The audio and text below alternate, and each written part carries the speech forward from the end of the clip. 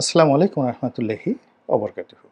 সম্মানিত দর্শক, July August বিপ্লবের পর বিএনপির ক্ষমতা লাভের যে সম্ভাবনা, এটা যত প্রকট ছিল, যত সহজ মনে হতো, এবং যেভাবে বিএনপির কোটি কোটি নেতাকর্মী আশায় বুক বেঁধেছিল আগস্ট সেপ্টেম্বর মাসে, সেটি ক্রমশ ফিকে হতে শুরু করেছে।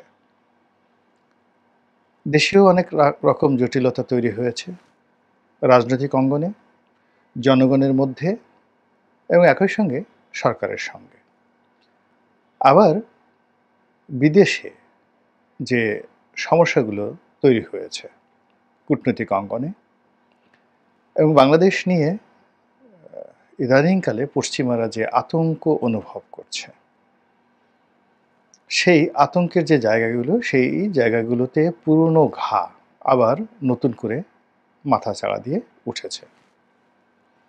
এবং এই কাজগুলো এতটা সুকৌশলে করা হচ্ছে বিএনপিকে পচানোর জন্য, বিএনপিকে প্রশ্নবিদ্ধ করার জন্য এবং বিএনপিকে বিভ্রান্ত করার জন্য। এবং যারা করছে তারা খুবই সফল হচ্ছেন।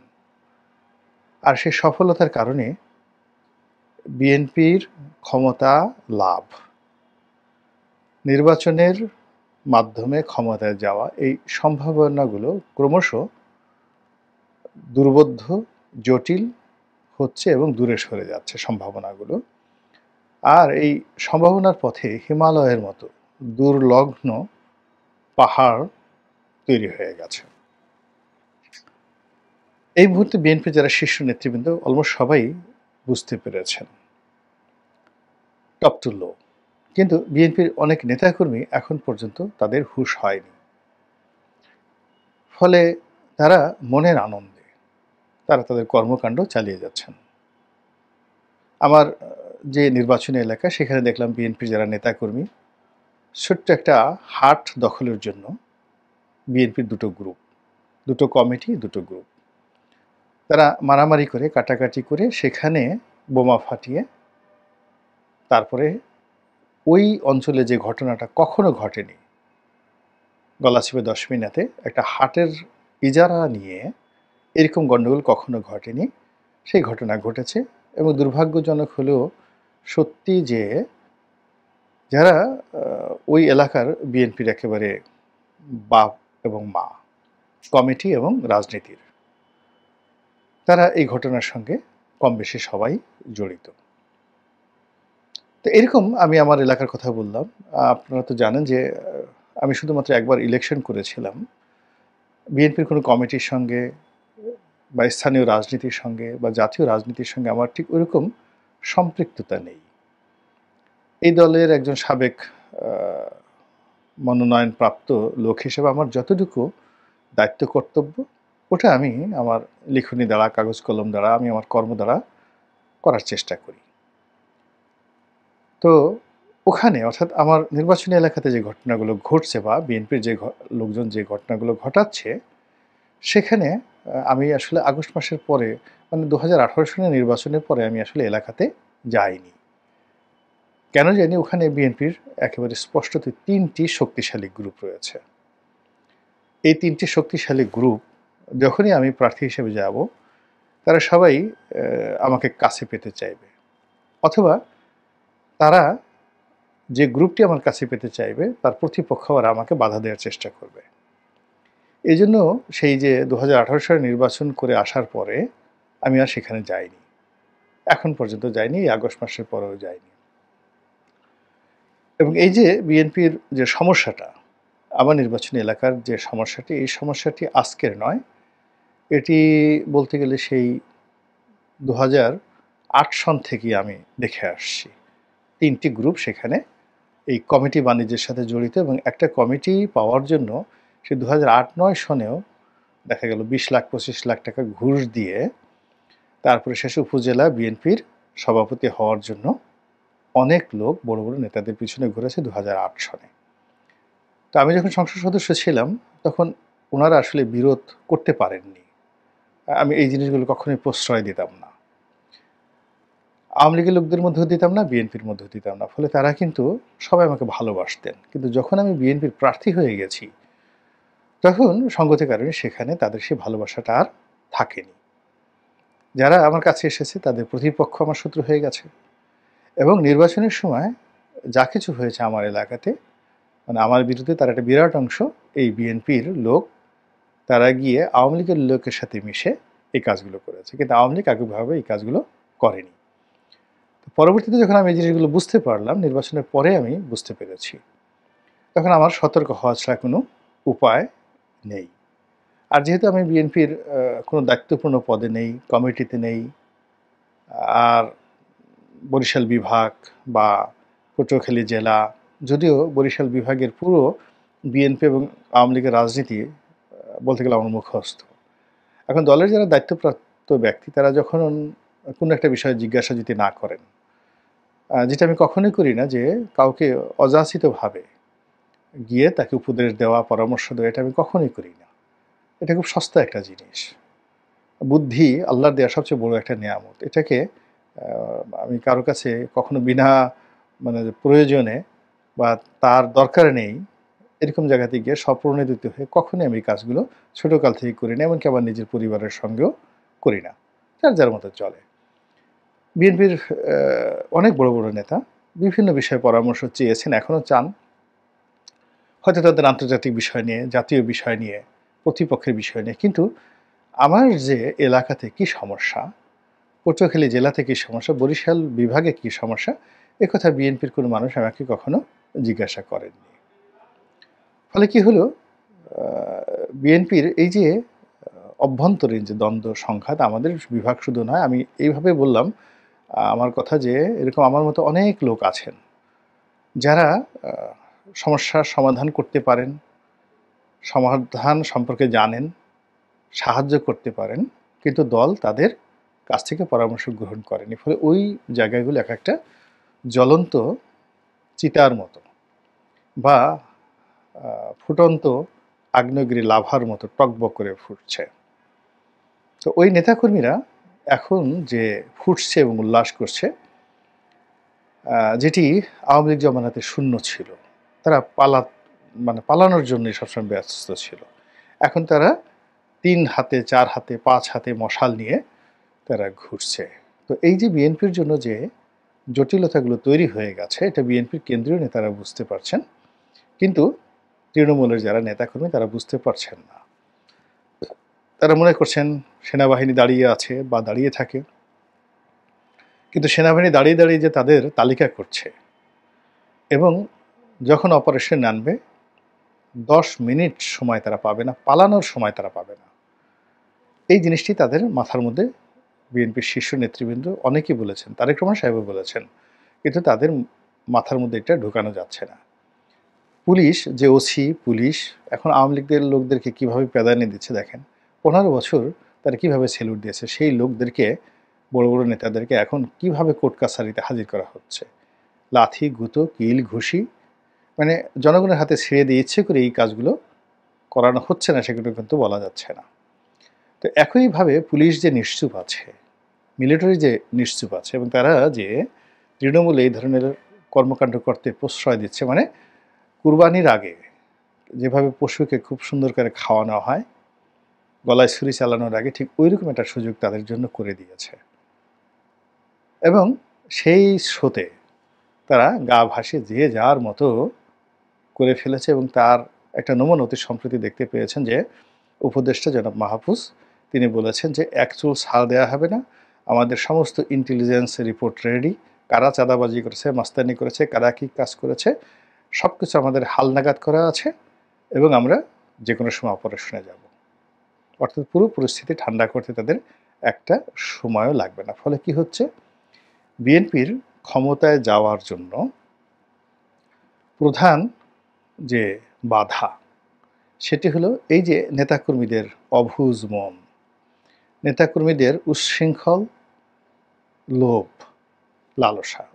উচ্ছৃঙ্খল বললাম এই কারণে যে কোনো মানুষই লোভ লালসার ঊর্ধ্বে নয়, প্রয়োজন এর জন্য সবাই সব কাজ করে, কিন্তু শৃঙ্খলতার মধ্যে থেকে, নিয়ন্ত্রণের মধ্যে থেকে এই কাজটি করলে খুব খুব বেশি সমালোচনা হয় না। কিন্তু এটি যখন বিশৃঙ্খল অরাজকতার মধ্যে এই ঘটনা ঘটে, নিজেরা বোমাবাজি করে, নিজেরা মারামারি করে, সেটা ঝুট নিয়ে হোক, বাজার ডাক নিয়ে হোক বা অন্য যেকোনো কর্মকাণ্ড নিয়ে হোক, এটি তখন দুর্গন্ধ ছড়াতে থাকে। সেই কাজটি এখন বিএনপির জন্য সবচেয়ে বড় বাধা নির্বাচনের পথে। এর কারণ হলো নির্বাচন সম্পর্কে মানুষের যে আগ্রহ ছিল বা থাকে, এখন তারা বলছে যে নির্বাচন হলে তো এরাই আসবে। তো এরা তো এখন যে কাজ করছে এর 10 গুণ কাজ করবে। তো এদেরকে এনে লাভটা কি?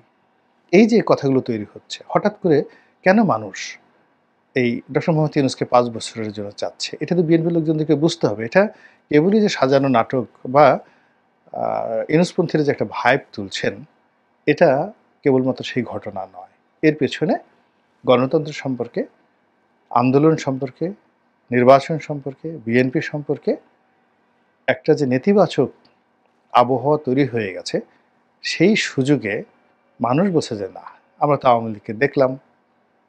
আবার বিএনপি কি করবে না করবে, আমরা মনে করেছিলাম যে বিএনপি সে ২০০৬ থেকে আজ অবধি এত কষ্ট করেছে, তাদের হয়তো হুঁশ ফিরেছে, তারা হয়তো এই কাজ করবে না। ও মা, ওরা ১৫ বছরে যা কিছু করেছে, এরা তো সেই ৩-৪ মাসের মধ্যেই তার পুরোটাই কুল্লো খালাস করে দিয়েছে। তো কাজে এটা হবে না। এর চেয়ে যেভাবে আছে সেভাবেই চলুক না। দুবেলা কম খাবো কিন্তু ঝামেলা মুক্ত থাকবো। তো এই যে ভাইবটা তৈরি হচ্ছে, এটাই হলো বিএনপির ক্ষমতায় যাওয়ার সবচেয়ে বড় বাধা। আর এটা দূর করার জন্য নেতাকর্মীকে নিয়ন্ত্রণ করা, কমিটিগুলো নিয়ন্ত্রণ করা এবং বিএনপির শীর্ষ পর্যায়ের নেতারা মাঠ জরিপ করে যারা তাদের দলের নেতাকর্মী রয়েছেন তাদের বিরুদ্ধে মামলা দেওয়া। আমি ঢাকার দুটো এলাকার কথা বলি। যেমন ধরুন ধানমন্ডি, নিউ মার্কেট, নীলক্ষেত, কলাবাগান, জিকাতলা, যে এলাকায় আমি বসবাস করি। এর সঙ্গে কাঁঠাল বাগান, হাতির ঝিল, হাতির ঝিল না, হাতির পুল। তো বসুন্ধরার সামনের যে সোনারগাঁও রয়েছে সেখান থেকে শুরু করে একেবারে ৩২ নম্বর পর্যন্ত, ওখান থেকে সুবহানবাগ থেকে ২৭ নম্বর পর্যন্ত যান। মোহাম্মদপুরের আগে মোহাম্মদপুর আলাদা এলাকা। তো এই যে বিশাল এলাকাতে কারা চাঁদাবাজি করছে, কারা মাস্তানি করছে, কারা গন্ডগোল করছে এবং ওই এলাকার মানুষের জীবন মানে কিভাবে তছনছ হয়ে গেছে এবং তারা কিভাবে লোক মুখে সবাই বলাবলি করছে আগেই ভালো ছিলাম, এই বিষয়গুলো আপনি অবহেলা করতে পারেন না। ঢাকার সবচেয়ে অভিজাত এলাকা ধানমন্ডি, সেখানে যদি এই অবস্থা হয় তো অন্য জায়গায় কি হবে? এরপর আরেকটা এলাকাতে আসেন, হাতির ঝিল, বেগুনবাড়ি, তেজগাঁ শিল্প এলাকা, গুলশান লিংক রোড হয়ে পুলিশ প্লাজার ওই জায়গা থেকে শুরু করে একেবারে সেই বাড্ডা হয়ে রামপুরা পর্যন্ত, এর মধ্যে মগবাজার। এটা হলো একটা সন্ত্রাসের আঁকড়া এবং এখানে চাঁদাবাজি, খুন, রাহাজানি থেকে শুরু করে ধর্ষণ এমন কোনো কর্মকাণ্ড নেই যেখানে হয় না। এর মধ্যে কারণ বাজার তো অবশ্যই আছে। দৈনিক ১০ কোটি টাকা আওয়ামী লীগ জমানাতে এখান থেকে আদায় হতো, এই পুরো এলাকা থেকে, এবং এটা আমরা পত্রপত্রিকায় দেখেছি। এখন সেই নিয়ন্ত্রণ ডেইলি দৈনিক ১০ কোটি টাকার এই নিয়ন্ত্রণ কার হাতে, কাদের হাতে? তাদেরকে কেন জনগণ ভোট দিতে যাবে বলেন তো? ওই লোকগুলোকে যদি আবার মনোনয়ন দেওয়া হয়, ওই লোকগুলো যদি ভোট চাইতে যায়, ওই লোকগুলো যদি বাংলাদেশ জিন্দাবাদ বলে, শহীদ জিয়ার আদর্শের কথা বলে, আপনার কি মনে হয় খুব সহজে এই নির্বাচনে যেভাবে বিএনপি আশা করছে আর এমনি লোকজন দলে দলে এসে ছিল পিটিয়ে দেবে? এই বিষয়গুলোর সুরাহা করতে হবে আগে।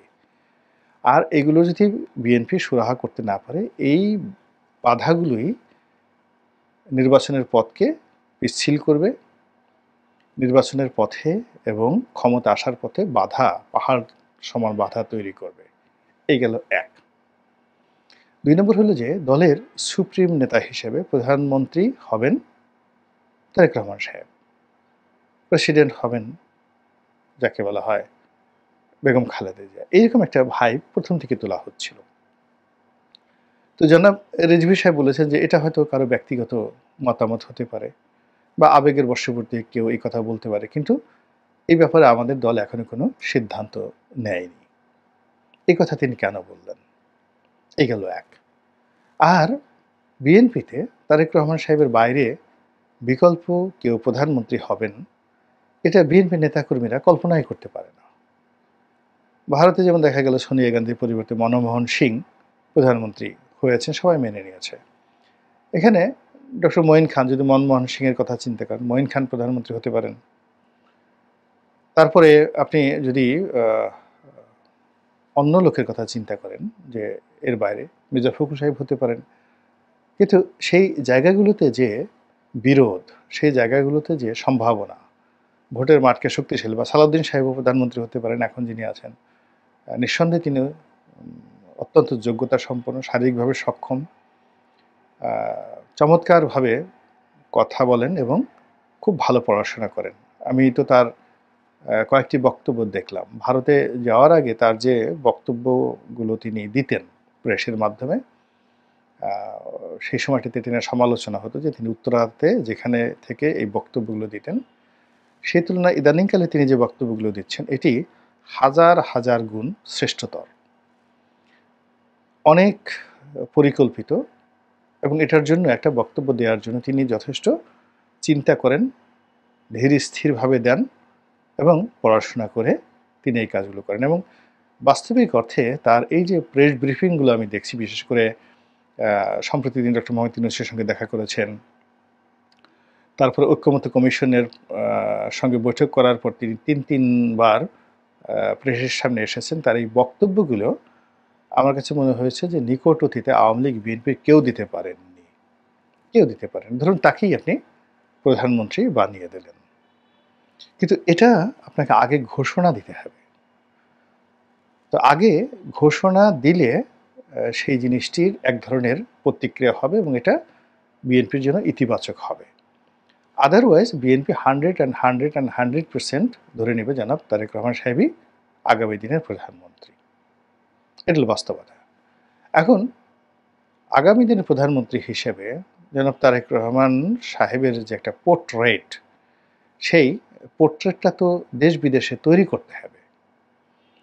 তাকে দেখে যেন মনে হয় তিনি দেশনায়ক, দেশের নায়ক। তাকে দেখে মনে হতে হবে যে তিনি যে প্রিন্স অফ বাংলাদেশ বা king of Bangladesh, prime minister of Bangladesh. তার কথাবার্তা, তার বন্ধুবান্ধব, তার আচরণ, তার ইন্টারন্যাশনাল কানেক্টিভিটি সবই ওই পর্যায়ের হতে হবে। যেমন ধরুন ইমরান খান কিংবা ধরুন বেনজির ভুট্টো, আপনি তাদের পোর্ট্রেটগুলো আঁকার চেষ্টা করুন। কিন্তু দেখুন রাহুল গান্ধী এখনো পর্যন্ত তাকে কিন্তু দেখে প্রধানমন্ত্রী মনে হচ্ছে না, এখনো পর্যন্ত মনে হচ্ছে না, ফলে কংগ্রেস কিন্তু আগাতে পারছে না। এখন তারেক রহমান সাহেবের ব্যাপারে বিএনপিকে সিদ্ধান্ত নিতে হবে আসলে বিএনপির প্রধানমন্ত্রী প্রার্থী জনাব তারেক রহমান সাহেব কিনা, এবং তাকে যদি প্রধানমন্ত্রী করা হয় তাহলে এখন তিনি যে কর্মকাণ্ডগুলো করছেন তার 99.99% কর্মকাণ্ড তাকে বাদ দিতে হবে। তিনি হর রোজ ভিডিওতে কথা বলছেন দলীয় নেতাকর্মীর সঙ্গে, তিনি তৃণমূলের একেবারে ওয়ার্ড পর্যায়ে, ইউনিয়ন পর্যায়ের সাথে কথাবার্তা বলছেন। এটি সংগঠন চালানোর জন্য ওকে আছে, ঠিক আছে, বা এটা চমক হতে পারে, ম্যাজিক হতে পারে, কিন্তু এটি মূলত বিএনপির চেয়ারপারসন বা ভারপ্রাপ্ত চেয়ারপারসনের কাজ নয়। বিশাল একটা দল, তিনি কেন ইউনিয়নের নেতাদের সঙ্গে কথা বলবেন? তিনি বড় জোর বিভাগীয় নেতাদের সঙ্গে কথা বলতে পারেন, সাংগঠনিক সম্পাদক পর্যায়ে লোকের সাথে কথা বলতে পারেন। তো তিনি যখন এরকম তৃণমূলে চলে যাচ্ছেন তখন লোকজন তাকে খুব সস্তা মনে করছে, অ্যাভেলেবল মনে করছে, আর তার যে প্রধানমন্ত্রী হিসেবে যে ভাবমূর্তি, ওই ভাবমূর্তিটাকে ছোট করে দিচ্ছে। এই জন্য দলীয় যে কর্মকাণ্ড তাকে প্রধানমন্ত্রী হিসেবে প্রতিষ্ঠিত করতে হলে সবার আগে তার পোর্ট্রেট তৈরি করতে হবে, ইয়াস হিজ প্রাইম মিনিস্টার। তার এই কর্মকাণ্ডগুলো তিনি যেগুলো করছেন অ্যাভেলেবল, সেগুলো দরকার নেই। তিনি শুধু সিদ্ধান্ত দিবেন, পলিসি দেবেন, এবং যারা পলিসি মেকার তিনি কেবল তাদের সাথে বৈঠক করবেন। এমনকি কার্যনির্বাহী বৈঠকেও তার উপস্থিতিটা আমার কাছে প্রধানমন্ত্রী হিসেবে এই মুহূর্তে উল্লেখযোগ্য মনে হচ্ছে না। তার বৈঠক সর্বোচ্চ প্রেসিডিয়াম মেম্বার যারা রয়েছেন, সর্বোচ্চ নীতি নির্ধারণী ফোরাম যেটিকে বলা হয়। তো তাদের সঙ্গে তার বৈঠক হতে পারে। বড়জোর যারা সাংগঠনিক সম্পাদক রয়েছেন তাদের সঙ্গে বৈঠক হতে পারে। আর মাঝে মধ্যে পাবলিক অ্যাড্রেস হতে পারে। এর বাইরে এভরিডে ৪-৫ জন ৪-৫টা মিটিং করা, বৈঠক করা, কথাবার্তা বলা, এটাকে প্রধানমন্ত্রীর পোর্ট্রেট থেকে তাকে নামিয়ে আনা হচ্ছে। This is one. Second thing হলো যে আমেরিকার সঙ্গে তার যে সম্পর্কটা, এটা আমি শুধু বললাম, ইঙ্গিত দিলাম, এটা স্বাভাবিক নেই, এটা রিভার্স অবস্থায় আছে, এটাকে ঠিক করতে হবে। ৩ নম্বর হলো যে জামাতের সাথে তার সম্পর্কটা একেবারে অ্যাসার্টেন করতে হবে। জামাতের মধ্য থেকে যে বিএনপির দূরত্ব তৈরি হয়েছিল, এই দূরত্বের কারণে ভারত এবং আমেরিকা এগিয়ে এসেছিল। তারা সম্পর্ক করেনি, কিন্তু তারা অপেক্ষা করছিল যে ঠিক আছে, তারা যদি ক্ষমতা আসে আমরা মেনে নেব। কিন্তু যেই মুহূর্তে জামাতের আমিরের সঙ্গে তাদের একটা লন্ডনে বৈঠক হলো, ওই মুহূর্তের মধ্যে পশ্চিমাদের যে সেই যে অতীতকালের আনসারুল্লাহ বাংলা টিম, বাংলা ভাই, তারপরে শেষে রমনার বটমূলে সেই উদীচীর অনুষ্ঠানে হামলা, সারা দেশে একসঙ্গে বিচারালয়গুলোতে বোমা হামলা, জামাত বিএনপির সরকারের সেই সময়টাতে জঙ্গিবাদ, এই টোটাল জিনিসগুলো আবার সামনে চলে আসছে। সামনে চলে আসার পরে পশ্চিমারা আমরা তাদেরকে যত মনে করি এত বুঝে, আসলে তারা আমাদের চাইতে বেশি গুজবে বিশ্বাস করে। তারা কান কথা বেশি শুনে। তাদের দেখে মনে হয় যে তারা সব কিছু ম্যাটিকুলাসলি করে। Not like that. আপনি চিন্তা করেন যে তারা মনে করে যে, এখনও তারা মনে করে পশ্চিমারা যে দালাই লামাকে দিয়ে তারা চীনে পৃথিবীতে রাষ্ট্র গঠন করতে পারে।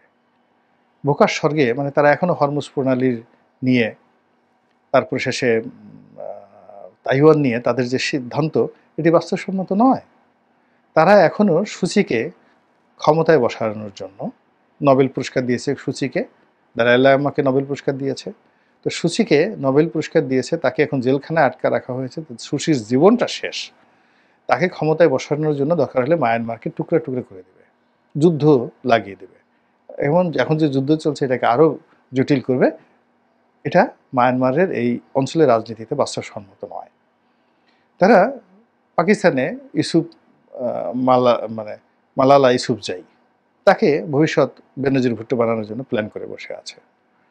তারা ডক্টর মোহাম্মদ ইউনূসকে দিয়ে বাংলাদেশকে আগামী ২০ বছর তারা একটা মাস্টার প্ল্যান করতে যাচ্ছে। ফলে পশ্চিমাদের আপনি সব জিনিসগুলো বাস্তবসম্মত না, এই জায়গাগুলো বিএনপিকে বুঝতে হবে, এবং সেখানে কিভাবে কি করতে হবে না করতে হবে সেটা বিএনপির লোকজন তাদেরকে সিদ্ধান্ত নিতে হবে। It's not easy. এই বিষয়গুলো যদি বিএনপি শোনেন, অনুধাবন করেন, গ্রহণ করেন, হয়তো তাদের কোনো উপকার হলেও হতে পারে। আল্লাহ আমাদের সবাইকে হেদায়েত দান করুন এবং হেফাজত করুন। আসসালামু আলাইকুম ওয়া রাহমাতুল্লাহি ওয়া বারাকাতুহু।